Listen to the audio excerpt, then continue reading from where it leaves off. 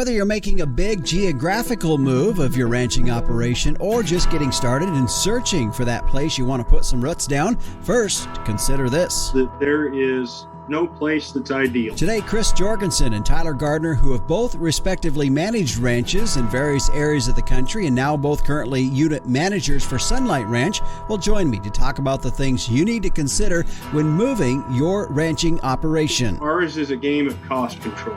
And so if you can look for somewhere where you can have really good control of your costs. And I think I'd also look at how can you diversify that operation. I think any more diversification to manage your risk is key. So before you head out for greener pastures, better listen in to today's episode of the Working Ranch Radio Show.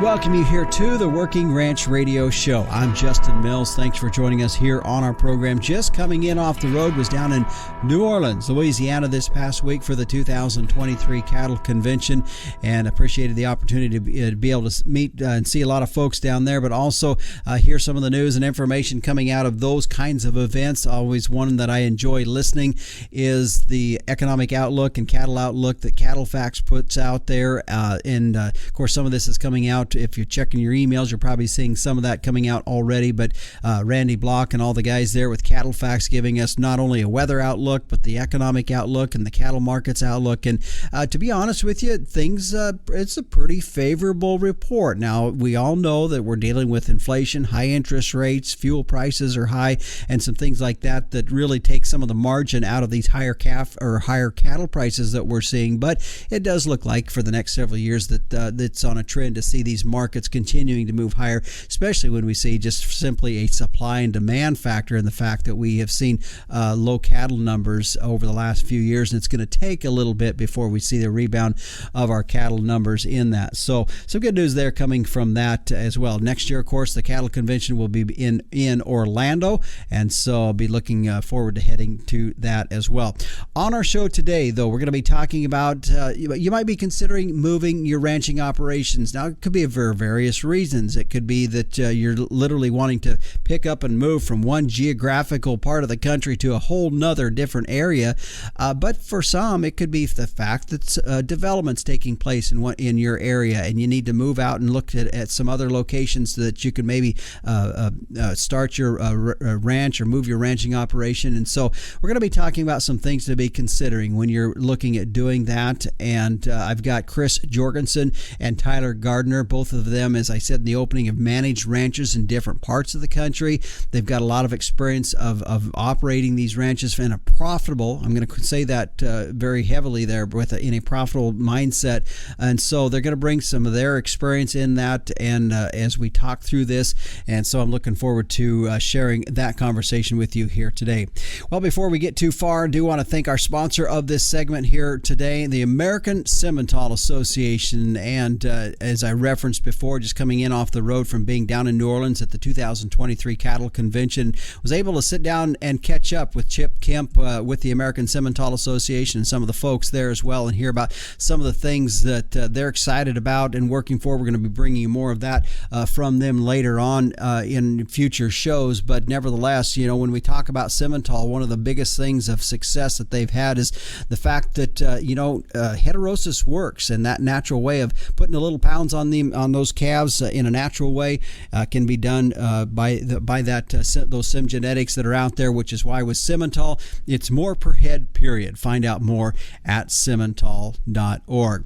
Now, with the captain and I both being down in New Orleans for the Cattle Convention, it was a good opportunity for us to sit down for this week's edition of Tim's 2 Cents. Hey, Justin, and I can say that to you right to your face because you're standing right here on the trade show floor, NCBA. What do you think, New Orleans? You like it? I've had enough rice for a couple days. All right, time to move on to the gumbo. This has always been a really good place to have this convention. It's a packed hall, and lots of amazing cattlemen's colleges and meetings going on here. Of course, we don't get to very many of those. But I just want to say my shout out this Tim's 2 is going to be to all of the individuals, not just with NCBA, but with the U.S. Cattlemen's and every state organization, every cattle group that gets together, where it's basically a place where good folks like you can come and volunteer your valuable time and your resources to help kids and help others in the industry and help this country grow and be good. You guys you're driving countless miles and terrible conditions in the winter and giving up all kinds of things to make sure that all these volunteer associations are populated and your voice is heard, our voice is heard when we can't make it. You guys don't know how much that means to us. Justin, do you want to add to that? No, it's just been, one of the things I realized this morning was just looking at that opening or that second session and just realizing how it just gives you some energy when you're around other producers to just keep moving forward. That's right. And we need that more than ever, folks. Keep the faith. Back to you. All right, thanks, Captain. It was good catching up with you down in New Orleans. Now, something I want to point out, last week's show, I don't know if you had an opportunity to go back and listen to it, but it was about raising your kids on a ranch, and just a discussion I had with Alan Crockett on that.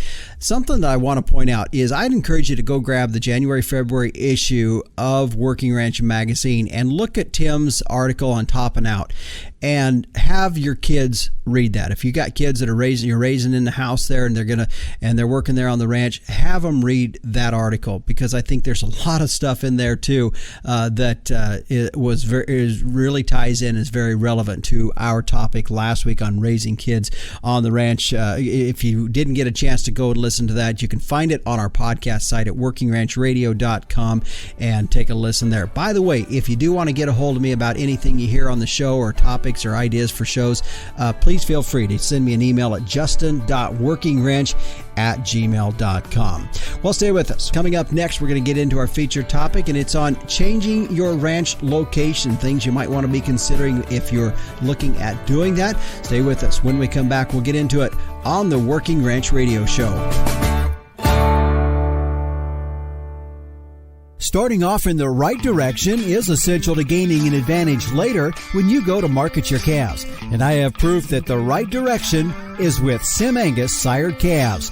A 2020 study by K-State showed that Sim Angus sired steer calves earn more at sale time than all other breed identified sire groups, with at least 50 lots represented on Superior Livestock's 2020 summer sales. The proof's right there. For low-risk, high-potential calves with earning potential, be confident that Sim Genetics will give you more per head, period. Stand strong, Simmental. And we welcome you back here to the Working Ranch Radio Show. I'm Justin Mills. Glad to have you along for our show here today, as we're covering a topic that I feel I've had some inquiries from time to time, as we said at the opening of the show, about folks looking to maybe move their ranching operations, or maybe you're in an area where you've seen a lot of development and you need to move your operation, or wanting to pick up and move to different parts of the country. And with that in mind, there's a lot of things that need to be factored in and be thought about. And so today I've got a couple gentlemen joining me here to give us a little bit more of their insight on it. They've managed ranches across the country in some different places, and so I'm glad to have Chris Jorgensen, who is a Seated Creek unit manager for Sunlight Ranch, and Tyler Gardner, who's a livestock manager for their Beartooth unit. Gentlemen, thanks for joining us here today on the Working Ranch Radio Show. Thank you for having us. All right. Well, before we get started in getting into some of the details of this, I want first both of you to give me a little background on yourselves, because I do want folks to understand the fact that you both have managed ranches literally in different parts of the country. And I think that experience will give folks an idea that who I'm talking to today has some experience in that. So, Chris, I'll have you start first and give us a little background of you and the places that you've managed.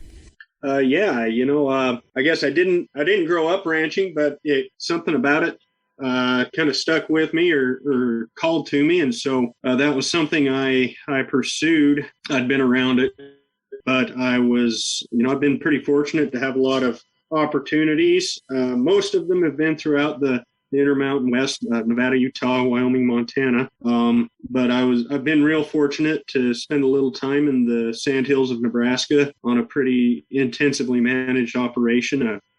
In my opinion, an excellently managed operation. Spent a few years in the Flint Hills of Kansas, and I actually have a short 9-month stint in Russia.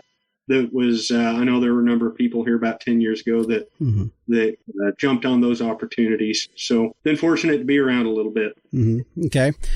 Tyler, we'll go to you, and also just a little background on your experience as well. Yeah, so I was raised in western Wyoming on a small family dairy farm, and it didn't take me very long to find out that beef cows were a lot more fun than dairy cows. And we had a neighbor down the road that was good enough to kind of take me under his wing and mentor me and really kind of lit that fire and passion for ranching and the beef industry. And I was able to do an internship in the Sandhills of Nebraska, the same place Chris had worked, between my junior and senior year. And then after my senior year, I went back and was there for 5 years, before going on to get my master's degree from the King Ranch Institute for Ranch Management down in South Texas.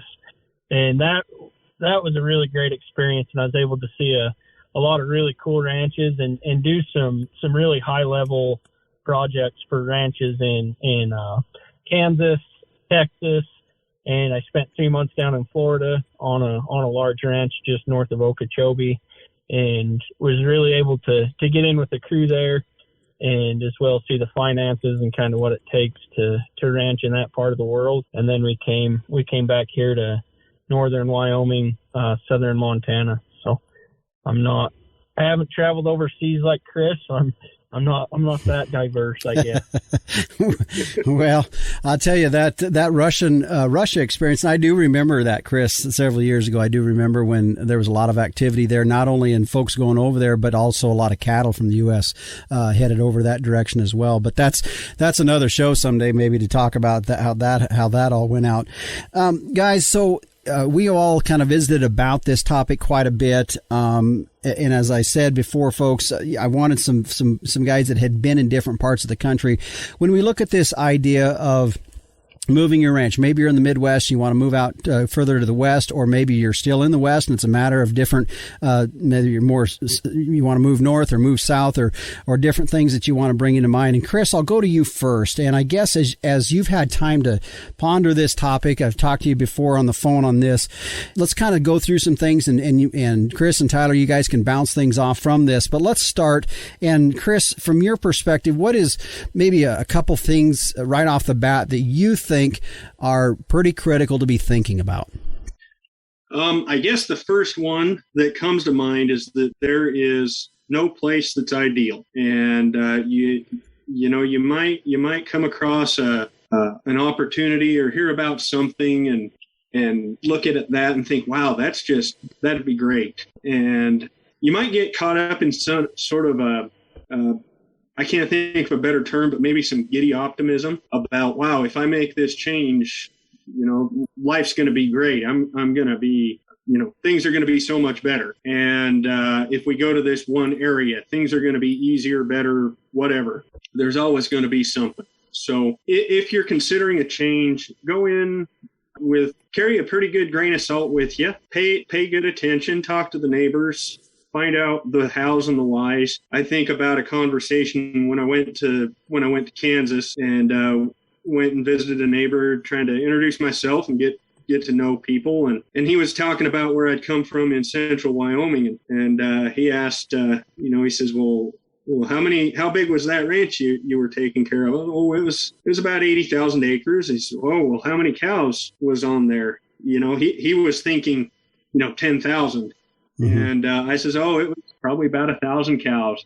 And his jaw just hit the floor. And, he actually shouted to his wife in the other room, hey, did you hear that? He only had this many cows on all that country. And but for me, I was thinking the same thing, only in reverse when I got there. There's sure a big difference between 9 inches of moisture and on the high desert and 36 inches of rain. And you have to consider those sorts of things. Put it all in context so that you can understand, really just look at something clearly and be able to look at it critically and see the pluses and the minuses. Mm-hmm. Tyler, I'll go to you now, and kind of the same question, because I think we can get into some specific things first, but I want to open the door and kind of get your thoughts with the same question as far as, is there some things, 1, 2, 3 things, or a few things that you would say, here's what you really need to be thinking about? Yeah, I think for me, first off, I think you have to decide, like, can you be happy there? You know, if you move to X, Y, or Z part of the country, can you be happy there? Most importantly, you know, can your wife be happy there? What are the school systems like? You know, what culture shocks are you gonna encounter? So we did our internship in Nebraska. I went out and was there for 2 weeks, drove back to Laramie. My wife had our first child, and then 3 days later, I drug her out to the sand hills, and we were there the rest of the summer. And we had a good summer. It was fun. And then I signed that full-time contract to go back, and I drug her out there again with another baby in tow. So we had 2, and that the first 6 months was rough out there. Like it was a rough transition. The first time we went there, it was there was light at the end of the tunnel. It was an internship. We could see the light at the end of the tunnel, so we took it all in stride. And the second time we went there, I mean, we were committed. Mm-hmm. That was our life for the foreseeable future, you know, and it was, we were a long ways from town. We were even further from family. And it was, that first 6 months was rough. I would come home at night and I'd get on the computer and I could see my wife had been looking up jobs back home. I mean, she was hunting a way out. Mm-hmm. And so I think for me, make sure that you can be happy there, your family can be happy there, that culturally there's not going to be those shocks.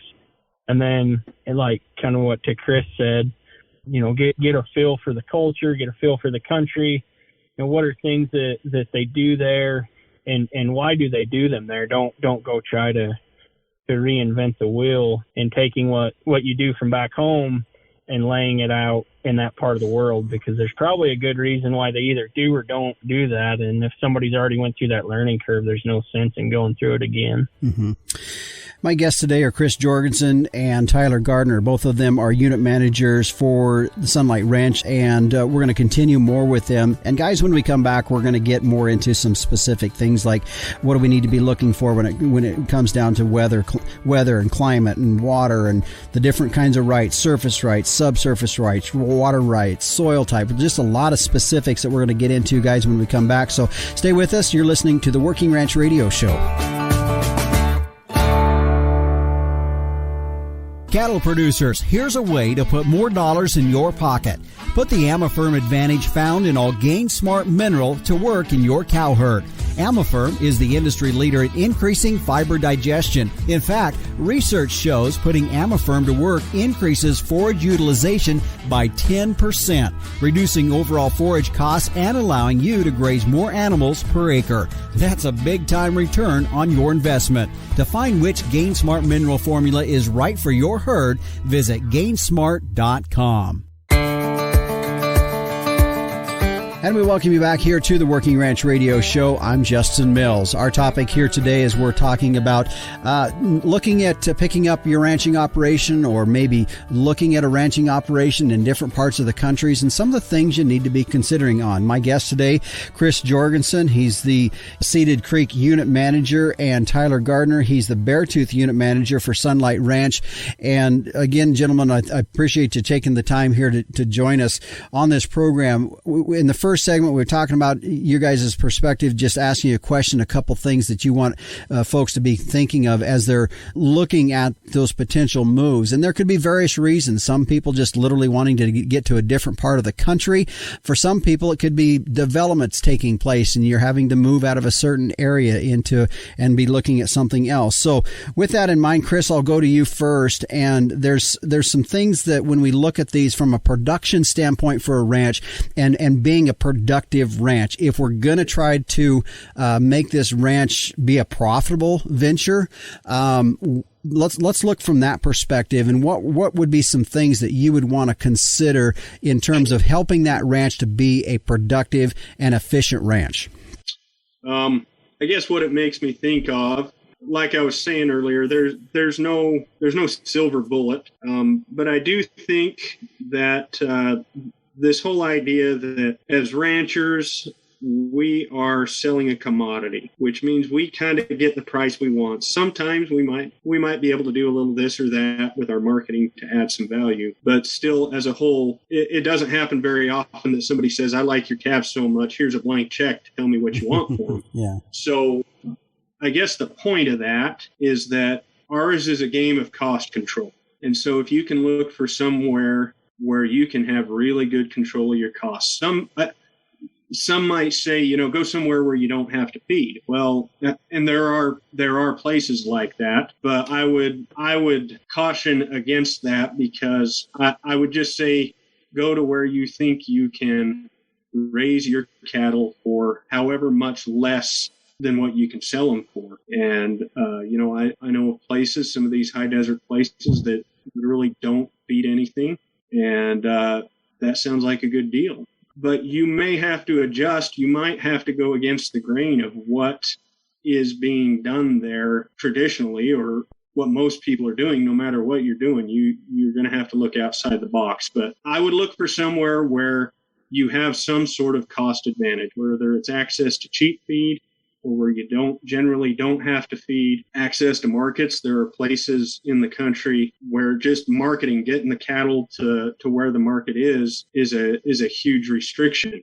So that's not a real specific answer, but just try to look at it, categorize what's going to go on with your costs and what are your costs going to look like in this area. That's how I'd look at it. Tyler, I'm going to go to you with this next question. And one of the things that we do know when it comes to agriculture is we do rely an awful lot on, on the weather. And you can include a lot of things in that weather, which also is your water and your temperatures. And like Chris was saying, it's going to affect maybe feed or the access to forage and various things of that nature. So from a weather and water standpoint, if you were looking at a place, what would you be looking for from that standpoint? Yeah, that's a good question. And, as far as the weather and the water, I'd first with addressing the water, making sure that it has good water, whether that's live running water or wells or whatever that may be, but making sure that there's water on that place, that it's well distributed, and that you can access, your cattle will be able to access it. You'll be able to effectively utilize all of your acreage. With that, I would also look at your water rights. How strong are the water rights on that place? And like I know in the state of Montana right now, there's a big push to get all of your water rights adjudicated. Make sure you have them tied up so they can't be taken away, or it'd be harder to be taken away. And so doing your background there, because what you may think you have, you might not have. Just because you're the first guy on the ditch doesn't mean that water's yours. When I was growing up, we had a ranch over by Daniel, Wyoming, and we were the second to last guy on the ditch, but we had the second oldest water right. And one year that water got tight, and when we called for it, all those guys up the creek had to let it go by them down to that ranch, because that water right was the oldest. So I'd really do your due diligence there and make sure you have what you think you have. And then as far as the weather, every part of the country deals with its weather in its own way, I guess, with its own effect. When I was down in school, I was really fortunate to have a great classmate in Zane Heron, and he'd ranched, born, raised in Texas, and had ranched for a good number of years down in South Texas. And he was telling me one day about how it sweated through his leggings. It was so hot, he sweated clean through his pants and his leggings. And I remember I told him, I said, why? Like, why would you do that? Like, move. And then we were looking at pictures, and there's a picture of us preg checking cows in a blizzard, and he had the same response. Why? Why? Like, why would you do that? Like, move. So what can you be comfortable with? What do you know how to manage around? What tools and skills do you have to be effective? I'm part of I don't know, it sounds silly, I guess, but a Snapchat group and guys that I met through a beef leadership cohort. And we're spread out from Montana, Tennessee, South Dakota, Iowa, Oklahoma, Missouri to Florida. And that is a very fun group to be a part of and see ideas getting bounced off each other and what everybody's struggling with. While we're up here struggling with freezing temperatures and snow, my buddy down in Florida, he's dealing with where to put water. Mm-hmm. He has too much water coming in from the rains or the hurricane. So, I mean, it's all going to be a struggle. And what are you comfortable with? Where's your competitive advantage? And I think I'd also look at how can you diversify that operation. I think any more diversification to manage your risk is key. What can you do to diversify that operation? Can you run a cash crop with it that you can come back and graze your cows across? Can you run a different species of livestock? Do multi-layer species grazing? What can you do there to really utilize those acres and manage that forage that you have in a way that'll pay you back, but it'll also be sustainable? Mm-hmm. Yeah, good point there. Chris, I want to go back to you with this question. You touched on it in your very first answer here today about the folks when you were back in, I think it was Kansas or something like that, you'd said, and the old boy kind of hollered at his wife about how few cows you run on the acres that you have there. So let's get into that just a little bit, because that's kind of back into the weather and the climate, because there are different areas. If they say technically if you're in a 12-inch rainfall per year, less than that, you're considered a desert area. And I know there's also some of that depends on how far north you are in the country versus how far south. So let's talk a little bit about climate and some things to be looking at in that in terms of how that's going to dictate what you do on a ranch. Yeah, you bet. Precipitation matters. You're right about aridity and humidity. That makes a difference, but also consistency of weather. I'm not sure, up here in the Intermountain West, you can kind of set your clock, with some various variations, but, you're going to get the moisture in the winter and in the spring, and you might get a little bit in the fall. And that's how it works in this Pacific climate. But I toured a ranch in the panhandle of Texas, and the way the manager put it down there was on a 12-month cycle, they might have an average year, but they got all 24 inches in a 2-week period. And they don't know when it's going to hit. And so it took me a while to comprehend, for example, on the far southern plains, especially in Texas, that nuance that, you might have an average, quote unquote, rainfall year, but it's erratic down there. And so understanding the weather patterns or lack thereof is important. Knowing how much, if you're in a place that gets snowbound or doesn't get snowbound, and knowing how to watch that. I think of a neighboring ranch in southern Wyoming from where I was at, and they could winter out most years, but then there was the one year that they got caught. So, the weather is something for sure to keep in mind. Yeah. My guests today are Chris Jorgensen and Tyler Gardner. They're both unit managers for Sunlight Ranch. And when we come back, we're going to continue. Got just a little bit more about climate, because I think we need to talk and flesh out a little bit, too, the details, the fact that how much it takes to run a cow in different parts of the country.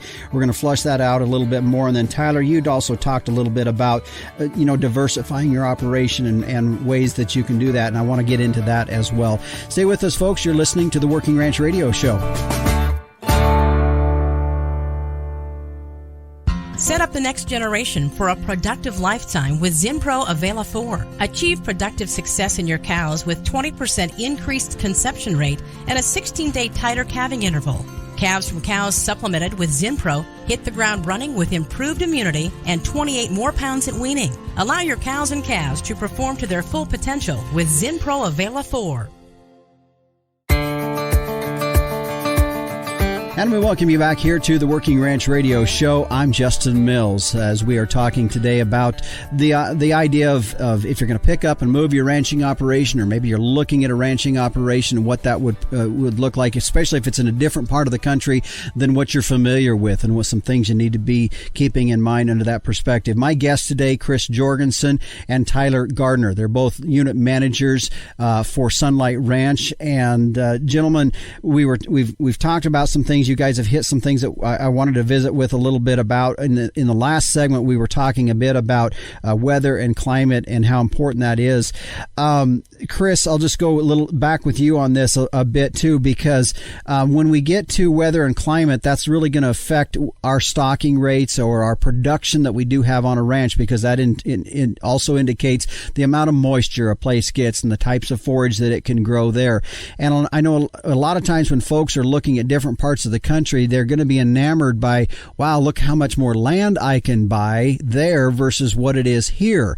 And I think that would be a big caution, wouldn't you say? Absolutely. I mentioned a little earlier about my neighbor and I marveling at differences in stocking rate between a 36-inch rain precipitation zone and a 9-inch precipitation zone. And yeah, for sure, we could throughout eastern Nebraska, eastern Kansas, into Missouri and the fescue country, you're looking at, pretty small acreages to carry cattle. And you get out here in the West, and you can go down on the railroad and in that checkerboard country and pick up several sections of deeded ground in a 9-inch precipitation zone. And, you could probably pick that up for $40,000 or $50,000 and you just won't have a whole heck of a lot. Mm-hmm. It's arid and dry. That said, as you're looking from the humid areas at the arid areas, just some things to consider is how much precipitation does it get? How frequent or reliable is it? And at what time of the year does it come? That place in central Wyoming, it all came in the winter. I think I saw liquid rain 5 or 6 times the whole time I was there, but mostly came in the form of the white stuff. So you have to consider that. And then, but, you should also consider irrigation and sub-irrigation, because there might be an opportunity. I can think of a listing I saw once for a river bottom ranch for a heck of a steal, had a lot of flood irrigation, and you could have made that work. So mm-hmm. If the water doesn't come from the sky, see if it comes from a well or from a ditch, and keep that in mind. Just that precipitation dictates your stocking rate, and the frequency, timing, and reliability of that precipitation also has a tremendous impact on that. And I would say, going the other direction, say you were somebody from the West looking to go into the more humid areas, you might be surprised to see cattle in the winter standing belly deep in grass and losing condition. Those are just things that you have to consider as you're going that direction. Yeah, you might get more rain, but it didn't, you've grown a lot more grass, but it hasn't changed some things. And it just comes back down to doing your homework mm-hmm. and being able to understand what you're really looking at. Mm-hmm. Tyler, let's go to you now, because you had talked about diversifying and looking at places. If you're looking at places, ways that maybe they have the ability to be diversified, and you felt that was pretty important.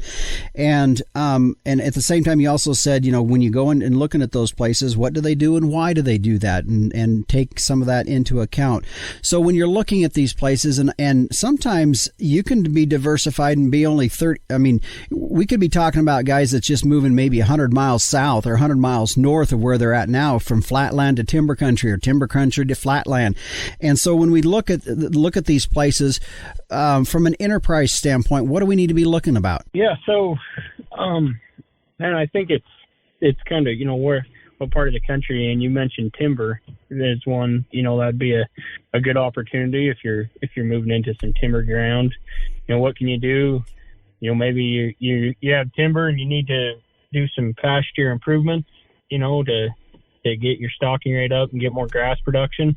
Well, can you monetize that, that timber, rather than it just being a straight cost to you.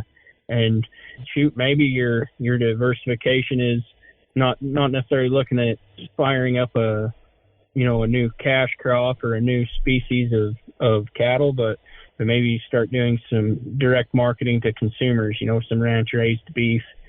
There's different parts of the country that you can do different things. Like I know tourism is a big thing kind of where we're at. Mm. And, are you comfortable with bringing people out to your ranch and having that tourist enterprise? But, with the kind of Renaissance era of the cowboy coming on now and everybody wanting to be ripped from Yellowstone, yeah. You could monetize that aspect of your ranch if that's something that you feel like you could do and you have the labor to do it and, without a bunch of additional costs. But just like anything, you're going to want to dive in and really find the deadwood in that. And is it actually going to be profitable for you? Or is it just going to be another headache that you have to deal with and have very minimal return? Mm-hmm. You bet. Good comments there.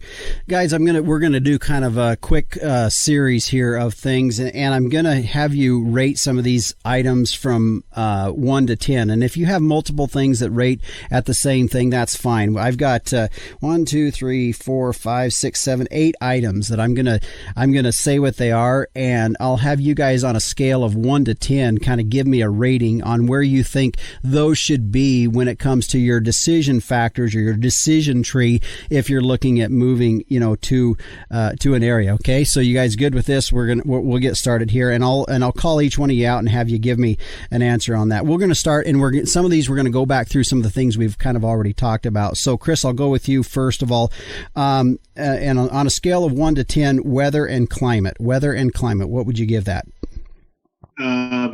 7. A 7. How about you, Tyler? Yeah, I think I was going to say about an 8. And I think it's, weather and climate that you feel comfortable managing, because every, as we've already addressed, every part of the country's weather and climate's going to have its challenge. Okay. Next one here, water development and access to water. Chris, you can go first. 9, but I'd also include potential. Okay. All right. Tyler? Yep. Yeah, I'm right there with Chris, a 9 or a 10. And, whether that's an abundance of water like they have at times in the southern states or dry water, but just make sure that, you either have access to it, or if you have too much, you have a way to manage that. Okay. Now, here's something that we didn't really talk about, but it is something that I know for those of us here in the West that have a lot of different petroleum development and various things like that, but subsurface rights, that you have them or don't have them, or I guess a value to that, subsurface rights, what would you rate that? I'd put it at a 9 or a 10, just making sure that what you're paying for as you're buying that property reflects whether or not you have those rights. Okay. Tyler? Yeah, I'd agree. 9 to 10. Okay. And let's go now to the ability to have diversified enterprises. And I know we just talked a little bit about that. Tyler, you talked about some different things to be considering on that, but the ability to have some diverse enterprises. Chris, what's your ranking on that? My answer would be pretty complicated on that. Okay. My brain's just firing on all cylinders on that question, but 5 to 7. Oh. It's in the top half. I'm being wishy-washy. I think that's a complicated question. There's more to it, and maybe some of it I'm grasping from you. Maybe a little bit would be we can't get too spread out. We still need to kind of be centered on what we're going to do. Would be my thought a little bit on that. But Tyler, what do you think on that? Your ranking on that? I think it's got to be an 8. Okay. I think it's pretty important. Okay. All right. Next one, infrastructure on the ranch. And we're talking about things like corrals and barns and fences, and water development kind of fits into that a little bit, but we've already hit that. But let's think about the physical things, and I'll switch things up. Tyler, what do you rank that? I'd put that at probably a 5. Okay. Because if there is no infrastructure, then you can build it how you want it. You're not stuck with what's there. Okay, that's good. How about you, Chris? I actually put it about an 8. Okay. Just making sure that what you're buying is reflecting, or what you're paying is reflecting what you're buying. You might pay a little more for something with better infrastructure. You might be buying a dump, but you can get it for a steal. Mm-hmm. The idea, I'd put it there. Okay. A couple more things here real quick. Access to amenities, and I'm thinking like food, grocery, supplies, banking, accountants, and other professional services. Tyler? I'd put that at probably a 7, but if it was your family, like their access, and that's going to affect their happiness, I'd put that at a 10. Okay. From experience, speaking from experience, I can tell there. Chris, what about you? Ditto. Okay. Okay. And final one here real quick. Tyler talked about this a bit ago, but community demographics, things like culture, religion, school system, age of population. Tyler, how would you rank that 1 to 10? So again, if you're looking at the family, I think that's a 10. Mm-hmm.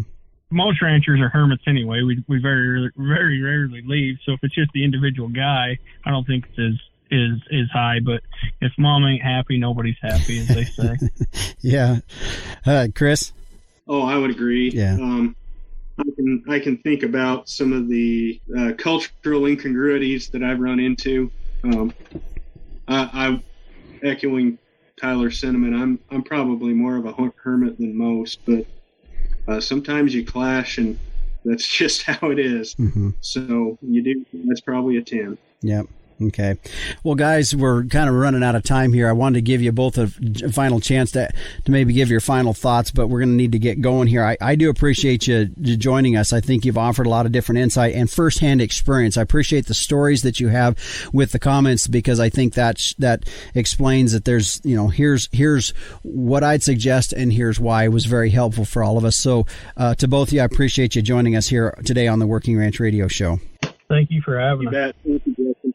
Appreciate it. And again, my guest today, Chris Jorgensen, manager of the Ceded Creek Unit, Tyler Gardner, manager of the Beartooth Unit for Sunlight Ranch, today talking on this subject of if you're considering or looking at geographically changing the location of your ranch and picking up and moving, or you're maybe wanting to look at another area and start up a ranch, some things to be considering with that, some things we discussed here today that I think are extremely relevant to this topic. Now, I thought it was interesting, and both Chris and Tyler touched on it at different points and in different ways, but the fact too that if this is going to be a family move, then it's pretty important that the family can do it and can make it work and is okay with that. And both Tyler and Chris made that obvious in different comments in the way that they made as we talked about that. One final thing, and Chris made a comment about this, is that no place is perfect. So if you're out there thinking that there's just this perfect spot in the country to ranch, you're not going to find it.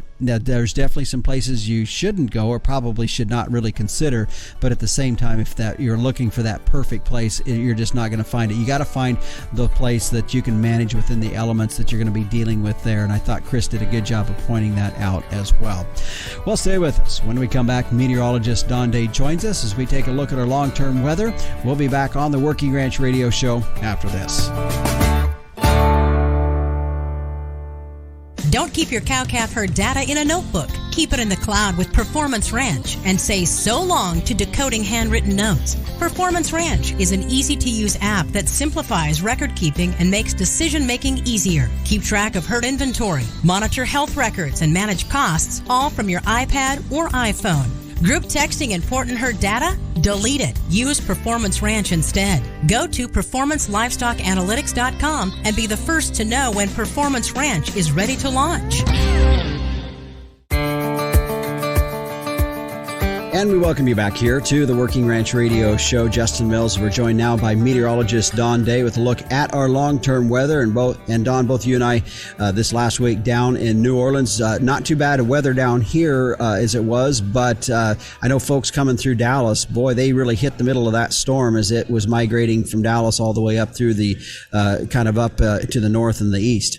Yeah, I tell you, that ice storm that went through Texas went through one of the biggest airport hubs in the country, making it really hard for folks to get to New Orleans if you had to get routed through Dallas with 1/2 to 3/4 of an inch of ice. And not only, in parts of central Texas, but this ice went across many parts of northern Arkansas, even into Tennessee and Kentucky, and all part of that Arctic air mass that boy, brought a lot of winter weather to a lot of folks. Mm-hmm. So we went through a pretty good cold spell and ice down in the south the last week. As we look ahead, we're in the full-fledged into the month of February now. It's a little bit milder here, but we still have some indications that we're going to see some winter weather. We do. We got a lot of winter left. They're going to see possible record cold in parts of New England this weekend. We saw, get this, a minus 60 in Utah over this past week. So there's a lot of cold air bottled up in the northern hemisphere. So when we look at the calendar, here we are in early February or so, and you would expect there to be more winter, but we're getting a lot of indications that for the lower 48, and I'll include Canada into the mix here, is that the month of February and the month of March in particular, the opportunity for more cold shots out of the Arctic and some winter storms is certainly on the table.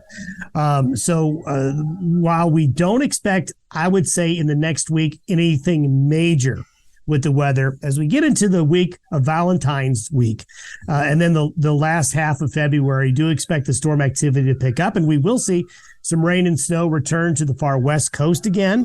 We'll see that this weekend and the next week as well.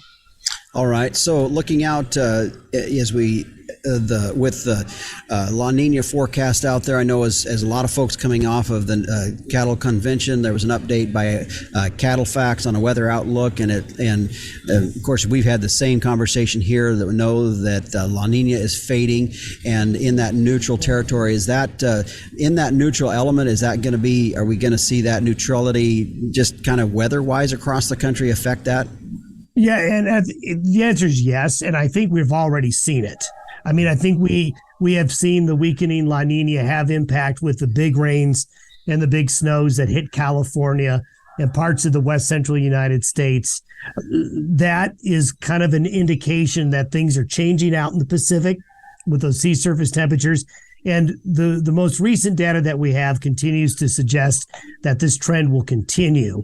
Now, for those folks that maybe are thinking, well, are we going to go into a full-fledged El Nino by spring? No, that's not going to happen. But we are going to go into that neutral phase with probably an official El Nino by late summer, early fall. Okay. All right. Well, that's Don, appreciate it, and glad you got back safely from New Orleans. And as I was telling the captain earlier in the show, he asked me what I thought of New Orleans so far. We had a great time down there, but I've had enough rice for a while.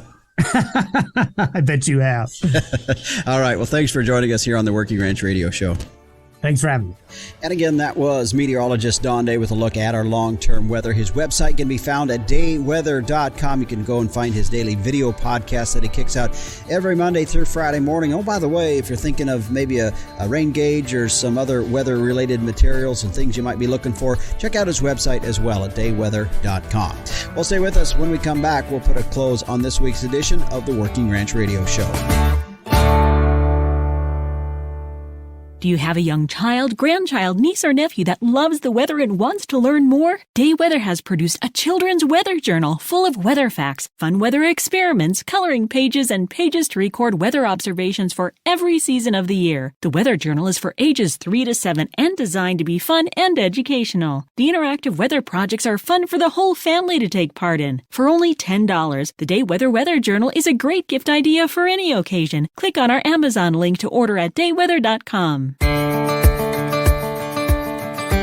And we welcome you back here to the Working Ranch Radio Show. Justin Mills, as we're just wrapping up this week's show, coming to you from the 2023 Cattle Convention in New Orleans, Louisiana. And before we head out here today, real quick, I caught up with Dan Johnson, who's with Everag.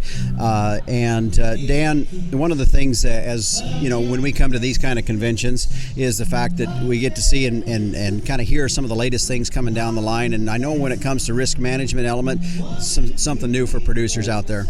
Yeah, absolutely. So like Justin said, I'm Dan Johnson with Everag Financial Services, and we've heard about some new interesting products. Right now we work on livestock futures as well as livestock insurance, like the livestock risk protection. A lot of people learned about that coming through the pandemic and dealing with new ways to deal with risk and manage finance better. And what we saw at convention was AgriLogic presented about wean calf revenue protection, which it sounds like it's going to be a very interesting product it's going to mirror a little bit more of what typical crop insurance looks like, so a little bit more like crop multi-peril insurance. And why that's important is it's called revenue for a reason, because it's to protect not only the price you get on cattle, but also they were discussing things like if the cattle die for some reason, that is also going to be protected in that revenue. So there's a lot to discuss and a lot to learn still. Even the presenters made it obvious that, it's a pilot program. We're getting to the point where it's going to come out next summer, I believe, in certain states. So we're excited to see what that can do for the industry. And, one of the most interesting things they said was only about 20% of livestock producers are hedging risk, whether that's futures or insurance. So we're excited to work with producers and hopefully get more of that risk managed. All right, Dan, I appreciate it. Real quick, just as you talked with a lot of producers this week, besides probably a little bit of that information we talked about, what else? Just real quick that's kind of, when it comes to risk management, we've been in a drought situation in some areas of the country, some areas maybe not so much, and then we've seen these cattle prices coming up a little bit, but at the same time, we're still trying to analyze and manage our risk. Absolutely. So yeah, we've seen prices come up and people are excited about that. But on the other side of things, there's huge challenges. We're dealing with a lot of inflation. Interest rates are changing. That price is getting huge. You definitely need to throw that into a break even now, unlike we had to in the past. So, we talk to customers and yeah, price is a lot better than last year, but we also look at these inputs and, there's a lot of challenges. Most guys aren't making a lot more money than they were last year. So that's where this risk management comes in and is helpful. You're able to take opportunity when it's there and just manage risk so that, the finances of the operation aren't a big stress for you. All right, Dan, real quick, how do they get a hold of or find more information if they'd like to? I'd go to our website. So we have a very interesting name. It's EverAg, and what that stands for is ever.ag. So that's all you have to do. Type it into the website or go to Google and you can find us. We'd love to talk to you. Well, Dan, I appreciate you joining us here, and as we listening to the jazz singer in the background, hoping it didn't drown us out, but appreciate you joining us here on the Working Ranch Radio Show. Absolutely. Thanks for having me. And again, that was Dan Johnson with EverAg, and of course, get a hold of them if you have any questions about some of the risk management tools that are out there. There definitely has been a real buildup of that, and some more tools that's being made available as he was talking about there, and it is some things that are very useful, and I encourage you to check it out for yourself as well. Real quick, before we head out here today, I do want to let you know, coming up on next week's show, we're going to be talking more about DNA testing of your cattle. I know we've had some shows on this, but I want to continue to work through some of that because I know it's in the time of the year where we're potentially looking at replacement heifers and whether or not we should keep these. Is it worth going through that, and at the same time some things that we can figure out within that? And so we're going to be talking about DNA testing on your cattle, your replacement type cattle that you're looking at keeping back, and some of the advantages and things to be aware of when you're looking at doing that. Quick thank you to our sponsor today, the American Simmental Association. And several years ago there was a survey done on several different breeds of bulls sourced by commercial producers. And did you know that one of the largest growth in bull breed types during that time was bulls with Sim genetics? Heterosis works, which is why with Simmental it's more per head, period. Find out more at simmental.org.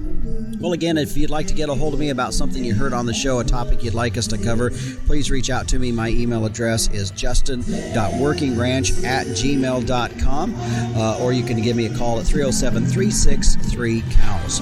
The Working Ranch Radio Show is a production of Working Ranch Magazine, branded #1 by America's Ranchers. And I can tell you, being down here in New Orleans, a lot of folks walking by and say, this is the only magazine we read. It's Working Ranch Magazine. So if you don't have your subscription started, you can go to workingranchmag.com and get your subscription started here today. Well, be sure to join us each and every week at the same time, same place, or on your podcast provider. I'm your host, Justin Mills, and until next time, keep your chin down and your mind in the middle. So long.